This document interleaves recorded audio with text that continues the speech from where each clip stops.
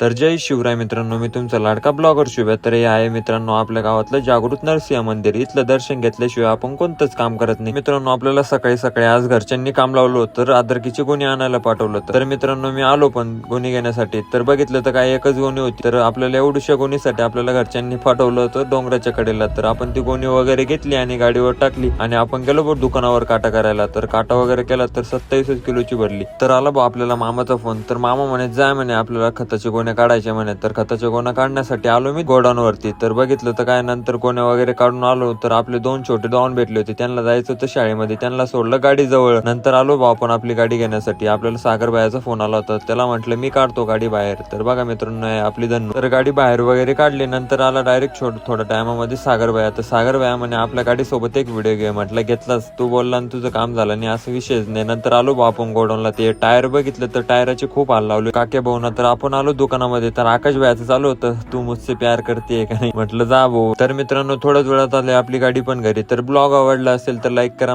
Follow करायला विसरू नका यार. तेवढं फॉलो करायचं मनावर घ्या राव तुम्ही.